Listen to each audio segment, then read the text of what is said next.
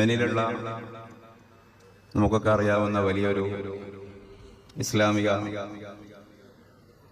പർണശാലയാണ് ദാർ മുസ്തഫ.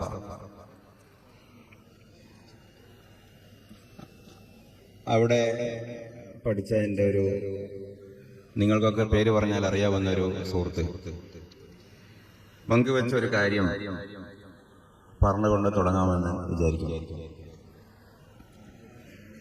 ഇന്ന് അമേരിക്കയിലെ വലിയൊരു സൂഫി പ്രബോധകനാണ് നൂഹ് ലവാട്ടോ സെൻഡറസ്. ആ പേരൊക്കെ ഓർത്തു വെക്കാൻ കുറച്ച് റിസ്ക്കാണ്. നൂഹ് ലവാട്ടോ സെൻഡറസ്. ലവാട്ടോ സെൻഡറസ് എന്നായിരുന്നു അദ്ദേഹത്തിന്റെ പേര്. ക്രിസ്ത്യനായിരുന്നു, പിന്നീട് ഇസ്ലാമിലേക്ക് വന്നതാണ്. എന്നിട്ട് നൂഹ് എന്ന് പറയുന്ന പേര് സ്വീകരിച്ചതാണ്. ഇന്ന് USA വലിയൊരു ദായിയാണ്. അവര് യമനിൽ പഠിക്കുന്ന സമയത്ത് അവരോട് ചോദിച്ചു, നിങ്ങൾ ഈ ക്രിസ്ത്യാനിറ്റിയിൽ നിന്ന് ഇസ്ലാമിലേക്ക് വരാനുണ്ടായ പ്രേരണ എന്താണ്? അപ്പോ അവരതിന് പറഞ്ഞ മറുപടി, അവിടെയുള്ള യമനിലെ ദാറു മുസ്തഫയിലെയും അധ്യാപകൻ കൂടിയായ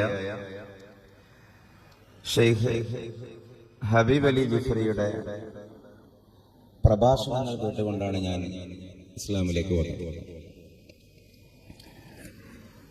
അതിലിപ്പോ ഇത്ര വലിയ കൗതുകം എന്താണെന്ന് ചോദിച്ചാൽ, അമേരിക്കയിലെ ഒരു ക്രിസ്ത്യൻ മറ്റൊരു ലോക ഇസ്ലാമിക സ്ഥാപനത്തിലെ അല്ലെങ്കിൽ ഒരു ലോക സൂഫി പ്രബോധകന്റെ പ്രഭാഷണം കേട്ട് ഇസ്ലാമിലേക്ക് വരുന്നു. പക്ഷെ എവിടെയുള്ള കൗതുകം, ഈ ലവാട്ടോ സെൻഡറസിനെ അറബിയും അറിയില്ല, ഹബീബ് അലി ജിഫ്രിക്ക് ഇംഗ്ലീഷും അറിയില്ല എന്നുള്ളതാണ്. അപ്പോൾ അതിലൊരു കൗതുകമുണ്ട്. ഇംഗ്ലീഷിൽ പ്രസംഗിക്കാറേ ഇല്ലാത്ത, അറബിയിൽ മാത്രം പ്രസംഗിക്കാറുള്ള ഹബീബ് അലി ജിഫ്രി അറബിയെ അറിയാത്ത അമേരിക്കക്കാരനായ ഒരു ക്രിസ്ത്യൻ ഇസ്ലാമിലേക്ക് വരും. അതേപോലെയുള്ള നൂറുകണക്കിന് എന്നെ പോലെയുള്ള ആളുകളുണ്ട് എന്ന് അദ്ദേഹം പരിചയപ്പെടുത്തി കൊടുക്കുകയും ചെയ്യും. അറബിയെ അറിയാത്ത ഒരു അറബി പ്രസംഗം കേട്ടിട്ട് ഇസ്ലാമിലേക്ക് വന്ന ഇംഗ്ലീഷുകാരെ എന്നെ പോലെയുള്ള നൂറുകണക്കിന് ആൾക്കാരുണ്ട്. ഇത് അവിടെയുള്ള തലവൻ ഷെയ്ഖ് ഹഫീസ് ഉമർ അദ്ദേഹത്തോട്, അദ്ദേഹം ഹബീബ് അലി ജിഫ്രിയുടെ അടക്കം ഷെയ്ഖാണ്. അങ്ങനെ മറുപടി ഇല്ലാത്ത വിധം സംസാരിച്ചിട്ടാണ്, അല്ലെങ്കിൽ അധികാരപൂർവ്വം സ്ഥാപിച്ചിട്ടാണ് ജനങ്ങളെ, തലമുറകളെ ഇസ്ലാമിന്റെ കൂടെ നിർത്തേണ്ടത് എന്നുള്ളത് സൂഫി മനഹജല്ല, ബഹുമാനപ്പെട്ട സമസ്തയുടെ മനഹജല്ല. അത് പ്രദർശിപ്പിക്കപ്പെടേണ്ട രാഷ്ട്രീയ രീതിയാണ്.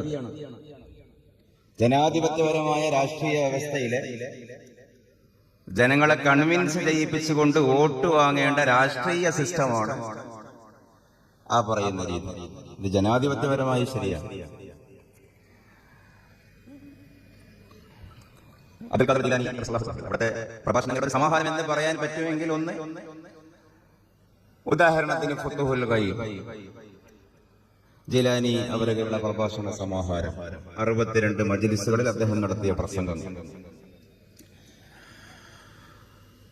അതിന്ന് നിങ്ങളൊന്ന് വായിച്ചു എല്ലാം ഒരു 5-6 മിനിറ്റിൽ അത് തീരും. അതൊക്കെ പറയാൻ പുണ്യ നബിയുടെ വലിയ പ്രസംഗം, അറഫ പ്രസംഗം, മനുഷ്യാവകാശ പ്രഖ്യാപനം എന്നൊക്കെ പറയുന്ന പ്രഭാഷണം, ഒരു റമദാനിനെ മുന്നൊരുക്കം, റമദാനിനെ സ്വാഗതം ചെയ്തുകൊണ്ട് മുന്നൊരുക്കം എന്നുള്ള നിലയിൽ അവിടെ നിന്ന് നടത്തിയ ഒരു പ്രസംഗം എന്ന് പറയാൻ പറ്റുമോ എന്ന് പോലും നമുക്ക് പറയാൻ കഴിയില്ല. ഒരു പകൽ മുഴുവനും ദീർഘിച്ചു എന്നൊക്കെ പറയുന്ന ഹദീസിൽ ഉള്ള ആ ഭാഗം അത് മാറ്റി നിർത്തിയാൽ 5-6 ഒരു മത്സരത്തിനൊക്കെ കുട്ടികൾക്ക് എഴുതി കൊടുത്ത് ഫ്ലുവന്റ് ആയിട്ട് അറബിയിൽ സംസാരിച്ചാൽ 5-6 മിനിറ്റാണ് പ്രവാചകന്റെ പ്രഭാഷണം. ഫുതുഹുൽ ഗൈബിലുള്ളത് 5-6 മിനിറ്റാണ്. പക്ഷേ 30,000 കുതിരകളെ കെട്ടിയിടാനുള്ള കുറ്റി ഉണ്ടായിരുന്ന ബഗ്ദാദിന്റെ പ്രാന്തപ്രദേശത്ത്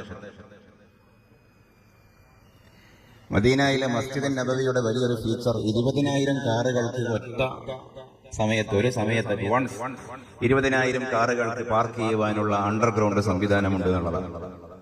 20,000 കാറുകൾ. കേരളത്തിലെ ഏറ്റവും വലിയൊരു മാളിന്റെ ഫീച്ചർ 5,000 വാഹനങ്ങൾക്ക് പാർക്ക് ചെയ്യാനുള്ള അണ്ടർഗ്രൗണ്ട് സംവിധാനം ഉണ്ട് എന്നുള്ളതാണ്. മുഹ്യിദ്ദീൻ ഷെയ്ഖിന്റെ പ്രഭാഷണത്തിന്റെ ഒരു ഫീച്ചർ 30,000 കാറുകൾക്ക് പാർക്ക് ചെയ്യാനുള്ള ഓൺ ഗ്രൗണ്ട് സംവിധാനം ഉണ്ട് എന്നുള്ളതാണ്. കുതിരകൾ 30,000. 2 മണിക്കൂർ പ്രസംഗമല്ല, 2 മണിക്കൂർ പോലും ഇല്ല, 1 മണിക്കൂർ പോലും ഇല്ല. കാളവണ്ടിക്ക് ചക്രം കണ്ടുപിടിക്കാത്തൊരു കാലത്ത് കാൽനടയായും കഴുതപ്പുറത്തും കുതിരപ്പുറത്തും ആളുകൾ സഞ്ചരിച്ചിരുന്ന ഒരു കാലത്ത് പാട്ടവളക്കിൽ ഓർമ്മ വരുന്നത് ഏതോ ഒരു പത്രസമ്മേളനത്തിൽ അന്നെന്തോ ഇതേപോലെ ഒരു സാമുദായികമായ കൂട്ടായ്മയുടെ ഒരു വിഷയമൊക്കെ ഉണ്ട്. സയ്യിദുൽ ഉലമയോട് ആരോ ചോദിച്ചു, ആ വീഡിയോ ഇന്ന് യൂട്യൂബിലൊക്കെ ഉണ്ടല്ലോ, മുസ്ലിങ്ങൾ പ്രത്യേകിച്ച് പ്രയാസം അനുഭവപ്പെടുന്ന ഈ കാലത്ത്,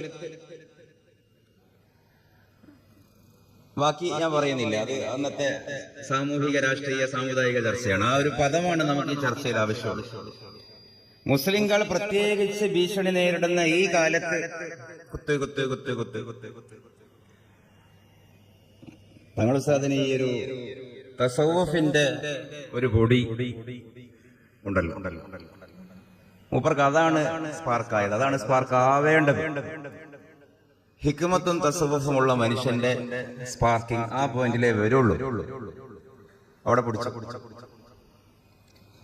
അത് ശരിയല്ല. മുസ്ലിങ്ങൾക്ക് അങ്ങനെ പ്രത്യേകിച്ചൊരു പ്രശ്നം ഈ കാലത്തില്ല, എല്ലാ കാലത്തും പ്രശ്നമുണ്ട്. ഇതാകണം നമ്മുടെ ഒന്നാമത്തെ മൻഹജ്.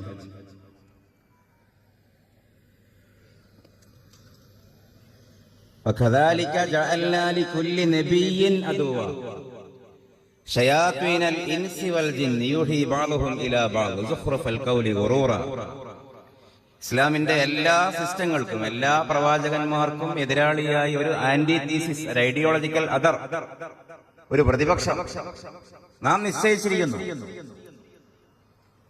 മൂസ അലൈഹി ഇസ്ലാമിന് ഫിറൗൻ എന്ന പോലെ, ഇബ്രാഹിം അലൈഹി ഇസ്ലാം നമ്രൂദ് എന്ന പോലെ, പുണ്യ നബിക്ക് അബൂജഹൽ സംഘം എന്ന പോലെ ഇന്നുണ്ട്. പക്ഷെ അന്നത്തെ ശാസ്ത്രവത്തിന്റെ അല്ലെങ്കിൽ അന്നത്തെ ശത്രുക്കളുടെ ബൗദ്ധികമായ ആശയപരമായ ഒരു ബലം ഇന്നുണ്ടോ? ശരിക്കും ആലോചിച്ചോ. മുൻഗാമികളായ ഇസ്ലാമിക പണ്ഡിതന്മാരുടെ പ്രതിപക്ഷത്തുണ്ടായിരുന്ന ഇസ്ലാമിക വിരോധികളുടെ, യുക്തിവാദികളുടെ, നാസ്തികരുടെ, അക്കാലഘട്ടത്തിന്റെ വ്യക്തിസ്വാതന്ത്ര്യവാദികളുടെ, അക്കാലഘട്ടത്തിന്റെ ലിബറലിസ്റ്റുകളുടെ, ആ കാലഘട്ടത്തിലുള്ള ഭൗതികവാദികളുടെ പുതിയ വിഷയങ്ങളൊന്നും ഇവിടെ ഇല്ല. ആ കാലഘട്ടത്തിൽ ഉണ്ടായിരുന്നവരുടെ ബുദ്ധിപരമായ തികവ് അല്ലെങ്കിൽ അവരുടെ ആ യുക്തിപരമായ കുശലത, കൗശല്യം, സൂത്രം, അതൊന്നും ഇന്നില്ല. അത്ര കടുപ്പത്തിലുള്ള ഒരു പ്രശ്നം ഇല്ല എന്നുള്ളതാണ് നമ്മൾ ആദ്യം നമ്മളെ കുറിച്ച് മനസ്സിലാക്കേണ്ടത്. അങ്ങനെ വടിക്കൊതുങ്ങാത്ത പാമ്പുള്ള കാടൊന്നും ഇന്ന് സമൂഹത്തിലില്ല.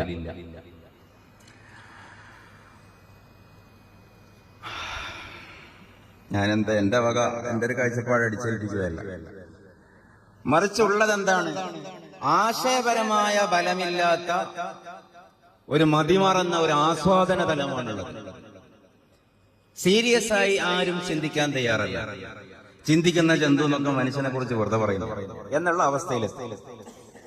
ആലോചിക്കാനും ചിന്തിക്കാനും ആരും തയ്യാറല്ല, റിസ്ക് എടുക്കാൻ തയ്യാറല്ല. നൈമിഷിക ആസ്വാദനം, ആശയപരമായ ചർച്ചയിലേക്ക് വീഴും. അല്ലാഹു ഉണ്ടാവട്ടെ, ഇല്ലാതിരിക്കട്ടെ, that is not a matter of concern. അതൊരു ചർച്ചാ വിഷയമല്ല. റസൂൽ സത്യം ആവട്ടെ, ഇല്ലാതിരിക്കട്ടെ, ഞങ്ങൾക്ക് എന്താ. അതേസമയം അതത് സമയം ഇന്നെങ്ങനെ, ഇന്നലെ എങ്ങനെ, നാളെ എങ്ങനെ, അതിന് സോഷ്യൽ മീഡിയ ഈ പറയുന്ന പോലെ ചെറിയ ചെറിയ 3 ചക്രമുള്ള ഒരു ലോകം, ചെറിയ ചെറിയ ചിന്തകൾ, ചെറിയ ചെറിയ ആലോചനകൾ, അതൊക്കെയാണ്.